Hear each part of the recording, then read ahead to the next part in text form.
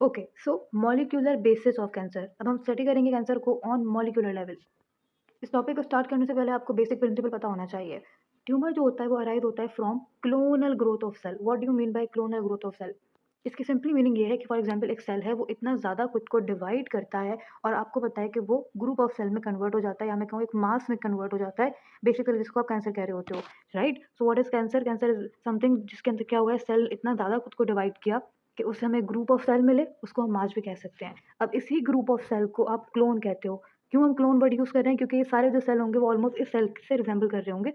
ये इनका एक एंसेस्टर सेल होगा जिसके बाद आपको इनकी सारी कॉपीज़ देखने को मिल रही हैं। तभी हम कह रहे हैं कि ट्यूमर अराइज़ होता है from clonal growth of cells. इस तरह के बहुत से क्लोन बनते रहते हैं और सेल जो ग्रुप ऑफ सेल्स होते हैं वो बनते रहते हैं और एट द एंड वो पूरा एक मास में कन्वर्ट हो जाता है जिसको आप ट्यूमर कह रहे होते हो, ठीक है? सो इस लाइन का जो कॉन्सेप्ट था वो ये था। इसके अलावा ये जो आपका पूरा क्लोन बनता है, इसकी रीज़न क्या है? इसकी रीज़न है म्यूटेशंस। म्यूटेशन किसमें होती हैं? जीन्स में होती हैं।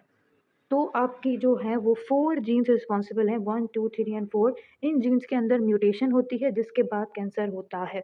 इन सभी जीन्स को आपने इन डिटेल स्टडी करना है। अब स्टार्ट करने से पहले मैं आपको इन 4 जीन्स का जो फंक्शन है बॉडी में बता दूँ और साथ बता दूँ कि जब म्यूटेशन होगी तो क्या होगा। देखें, सबसे पहले जो यहाँ पे आपके सामने मेंशन है वो है ग्रोथ प्रोमोटिंग प्रोटो-ऑन्कोजीन। ये जो वीडियो है टोटली इस पे डेडिकेटेड होगी। I will tell you everything about growth promoting proto-oncogenes. इनका क्या फंक्शन होता है? इनका फंक्शन होता है कि बॉडी के अंदर ग्रोथ करवाना, ठीक है? किस-किस तरह की ग्रोथ करवा सकती हैं, एक नहीं होती। उनको जीन्स हैं तो बहुत सारे टाइप की जीन्स आपको देखने को मिलेंगी। कुछ ऐसी होंगी जो कि ग्रोथ फैक्टर को बॉडी में इंक्रीज़ कर देंगी, कुछ ऐसी होंगी जो ग्रोथ फैक्टर के रिसेप्टर को बॉडी में इंक्रीज़ कर देंगी, राइट?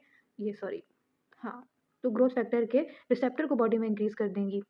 कुछ ऐसी होंगी जो कि आपके न्यूक्लियस के अंदर चेंजेस लेकर आएँगी और उसमें ग्रोथ करवाएँगी। आई विल टेल यू वो क्या सब कुछ होता है, ठीक है? तो अल्टीमेटली आपकी जो ग्रोथ प्रमोटिंग प्रोटो-ऑन्कोजीन्स है, उनका क्या फंक्शन है? बॉडी के अंदर सेल्स का जो नंबर है, उसको इंक्रीज़ करना।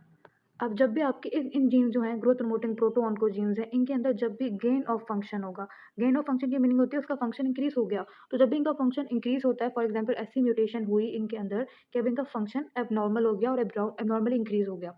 इसकी वजह से क्या होगा? इनका क्या फंक्शन है अभी मैंने आपको बताया, ग्रोथ करवाना है, ग्रोथ प्रमोटिंग जीन्स हैं। तो क्या करेंगी? बहुत सारी ग्रोथ करवाएँगी अगर इनमें गेन ऑफ फंक्शन हो जाएगा तो। ठीक है? और क्या कॉज़ होगा? कैंसर कॉज़ होगा। जब बहुत सारे सेल ओवर ग्रो करते हैं, मास में कन्वर्ट होते हैं, वही तो कैंसर है, ठीक है? फिर सेकंड जो आपकी जीन है वो है growth inhibiting tumour suppressor gene. अब ये वाली जो जीन्स होती हैं, ये ग्रोथ को क्या करती हैं? इनहिबिट करती हैं, ठीक है? इनहिबिट करके ये क्या करेंगी? बॉडी में होने वाले ट्यूमर को सप्रेस कर देती हैं, तभी हम क्या कहते हैं? Tumour suppressor gene. तो ये जो आपकी जीन्स हैं, इनका नॉर्मली क्या फंक्शन है? इनका ये फंक्शन है कि बॉडी के अंदर वो सारे चेंजेस लेके आना, जो बॉडी के अंदर ग्रोथ को सेल्स की जो ग्रोथ होगी उसको कम कर देंगे। इनके अंदर अगर लॉस ऑफ फंक्शन होगा, तो फिर क्या होगा? जब भी अपना ये फंक्शन कम करेंगी, तो वन्स अगेन इनका काम है ग्रोथ को इनहिबिट करना। अभी ग्रोथ को इनहिबिट नहीं कर पाएँगी, ग्रोथ होती रहेगी, होती रहेगी, होती रहेगी, सेल्स का नंबर इंक्रीज़ होता रहेगा, वन्स अगेन कैंसर हो जाएगा। तो इनमें भी अगर म्यूटेशन होती है और उस म्यूटेशन की वजह से लॉस ऑफ फंक्शन हो जाता है, तो वो कॉज़ करता है कैंसर, ठीक है? इसके अलावा थर्ड जो आपकी जीन है, वो जीन जो कि रेगुलेट करती हैं एपोप्टोसिस को। एपोप्टोसिस की मीनिंग होती है प्रोग्राम सेल डेथ। आपकी बॉडी में जितने भी एबनॉर्मल या फिर ऐसे सेल बनते हैं जिनका डीएनए डैमेज हो चुका होता है, उनको हम क्या करते हैं? उनकी एपोप्टोसिस करके उनकी हम डेथ करवा देते हैं ताकि वो एबनॉर्मल सेल फर्दर ग्रो ना करे। ठीक है? और बॉडी के अंदर और एबनॉर्मैलिटी कॉज़ ना करे। लेकिन अगर ये वाली जीन्स के अंदर भी क्या हो जाएगा? लॉस ऑफ फंक्शन हो जाएगा, ये फंक्शन नहीं कर पाएँगी तो क्या होगा? एबनॉर्मल सेल की डेथ नहीं हो पाएगी। अल्टीमेटली आपको क्या देखने को मिलेगा? एबनॉर्मल सेल बॉडी में इंक्रीज़ रहेंगे, सेल डेथ होएगी ही नहीं और आखिर में कैंसर कॉज़ हो जाएगा। सिमिलरली आपकी फोर्थ जो जीन है वो आपकी डीएनए रिपेयर करने वाली जीन है। इसके अंदर भी अगर लॉस ऑफ फंक्शन होता है, ये डीएनए रिपेयर नहीं करवा पाती, डीएनए डैमेज जो होता है वो कंटिन्यू रहता है। वन्स अगेन डीएनए डैमेज होगा, उसके बाद इन्फॉर्मेशन एबनॉर्मल होगी, सेल्स ओवर ग्रो करेंगे और कैंसर कॉज़ होगा। All you need to know is कि जब भी आपकी growth promoting proto-oncogenes में गेन ऑफ फंक्शन होता है तो कैंसर हो सकता है, और इन 3 के अंदर अगर लॉस ऑफ फंक्शन होता है तो भी कैंसर हो सकता है, ठीक है? और ज़रूरी नहीं है कि एक म्यूटेशन हो उसके बाद कैंसर हो सकता है कि ग्रोथ प्रमोटिंग और ग्रोथ इनहिबिटिंग जीन दोनों म्यूटेशन हो जाए, ये ग्रोथ इंक्रीज़ करती रहे और इसके अंदर लॉस ऑफ फंक्शन हो जाए और ये ग्रोथ को इनहिबिट भी ना कर पाए, एज़ अ रिज़ल्ट कैंसर हो गया, ठीक है? तो मोर देन 1 म्यूटेशन भी आपकी रिस्पॉन्सिबल हो सकती है।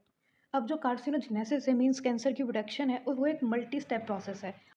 I tell you each and everything step by step. So आपको इस पिक्चर को थोड़ा-सा अंडरस्टैंड करना है। जैसे दीज़ आर द स्टेप्स, जैसे कैंसर डेवलप होता है वैसे-वैसे आपको ये चेंजेस देखने को मिलते हैं। सबसे पहले क्या होता है, एक सेल जो होता है वो बिल्कुल नॉर्मल होता है। इसके बाद बहुत सारे एनवायरमेंटल फैक्टर्स भी हो सकते हैं जो एक्वायर्ड होते हैं, साथ ही साथ कुछ इनहेरिटेड भी आपकी म्यूटेशंस होती हैं। अब क्या-क्या एक्वायर्ड हो सकता है? फॉर एग्ज़ाम्पल कोई ऐसा केमिकल, कोई रेडिएशन, कोई वायरसेस, ये सब जो होते हैं वो कैंसर कॉज़ करते हैं। क्या करते हैं ये? ये बेसिकली डीएनए को डैमेज करते हैं। जैसे ही नॉर्मल सेल इनके साथ एक्सपोज़ होगा किसी वायरस के साथ, रेडिएशंस के साथ या फिर केमिकल्स, तो क्या होगा, ये नॉर्मल सेल कन्वर्ट हो जाएगा और उसका जो डीएनए होगा वो डैमेज हो जाएगा, ठीक है? अब नॉर्मली हमारी बॉडी में मैंने आपको बताया था 4 जीन्स का, उनमें से जो आपकी नंबर 4th जीन थी उसका क्या फ़ंक्शन था? डीएनए को रिपेयर करना। तो ये होता है कि आपके डीएनए रिपेयर मैकेनिज़्म सारे स्टार्ट होते हैं और वो ठीक हो जाता है।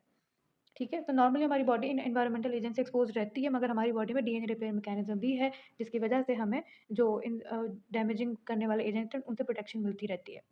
बट व्हाट इफ कि आपकी बॉडी के अंदर ये जो डीएनए डैमेज है, ये रिपेयर ना हो पाए और फेलियर हो जाए? जब ये फेल हो जाएगा, फॉर एग्ज़ाम्पल हो सकता है कोई इनहेरिटेड म्यूटेशन हो, किसी किसी की जो कोई चाइल्ड हो उसको उसके पेरेंट्स से ही डीएनए जो मिला हो वो डैमेज्ड मिला हो, ठीक है? और उसका डीएनए रिपेयर ना हो पा रहा हो, या ऐसी जीन्स मिली हो जो डीएनए रिपेयर को अफ़ेक्ट कर रही हैं, ठीक है? या सेल ग्रोथ को अफ़ेक्ट कर रही हैं। इन शॉर्ट उसको अपने पेरेंट्स से कोई ना कोई पैथोलॉजी मिली है और ये क्वाइट पॉसिबल मैंने आपको बताए थे।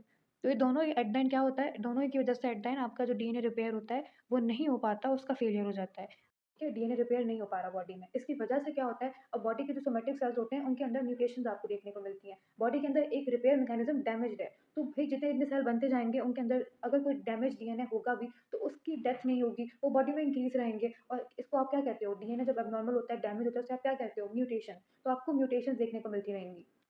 ठीक है? इन म्यूटेशंस के रिज़ल्ट में क्या होता है? हमने कहा था ना कि आपकी जीन्स होती हैं ग्रोथ प्रमोटिंग ऑन्कोजीन, इनका क्या फ़ंक्शन है? ग्रोथ को प्रमोट करना। तो क्या होगा जी, ग्रोथ इंक्रीज़ रहेगी या एक्टिवेटेड रहेंगी ये जीन्स, ठीक है? ग्रोथ को इनहिबिट करने वाले ट्यूमर सप्रेसर जीन इनएक्टिव हो जाएँगी। इसके अलावा वो जीन जिन्होंने एपोप्टोसिस करवानी थी, बॉडी के जो एब्नॉर्मल सेल है उनकी डेथ करवानी थी, वो फंक्शन भी नहीं हो पाएगा, एपोप्टोसिस भी नहीं हो पाएगी, डिक्रीज़ एपोप्टोसिस। इसके अलावा सेल की जो प्रोलिफरेशन है वो भी इंक्रीज़ रहेगी। एट द एंड आपको क्या देखने को मिलेगा? क्लोनल एक्सपेंशन मीन्स आपको group of cell, clones of cells मिलेंगे जो कि एक्सपैंड हो रहे होंगे और आपको एक पूरा मास देखने को मिलेगा।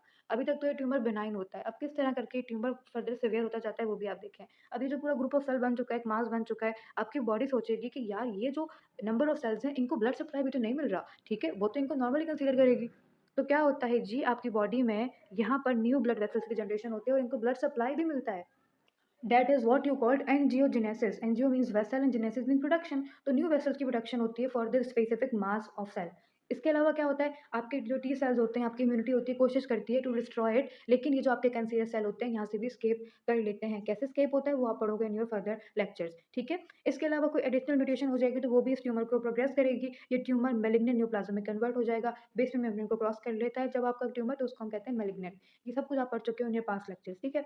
अभी मैलिग्नेंट न्यूप्लाज़्म में कन्वर्ट हो जाएगा, इन्वेड करेगा, मेटास्टेसिस करके दूसरे ऑर्गन तक जाएगा और इस तरह आपका जो कैंसर होता है वो ग्रो करता है। होपिंग कि आपको समझ आ गया है। अब अगर मैं आपको ओवरव्यू दूँ तो आपने क्या पढ़ना है, ठीक है? पहले तो आप इन जीन्स को अच्छी तरह स्टडी करोगे, हम बात करेंगे ग्रोथ प्रमोटिंग जीन्स की, ट्यूमर सप्रेसर जीन की, ठीक है? फिर हम बात करेंगे वो जीन जिन्होंने एपोप्टोसिस करवानी होती है और उनके अंदर म्यूटेशन होती है जिसकी वजह से फिर वो नहीं हो पाती। इसके अलावा आप पढ़ोगे अबाउट एंजियोजेनेसिस, किस तरह वेसल की प्रोडक्शन होती है, कौन-सी बेसिकली जीन्स रिस्पॉन्सिबल होती हैं, किस तरह जो आपकी इम्यूनिटी होती है उससे एस्केप मिल जाता है इन कैंसरियस सेल को, ठीक है जी? इन्वेजन और मेटास्टेसिस को भी डिटेल में पढ़ोगे। So I am gonna tell you each and everything. अभी हम स्टार्ट करेंगे और सबसे पहले हम डिस्कस करेंगे इन ग्रोथ प्रमोटिंग ऑन्कोजीन्स को।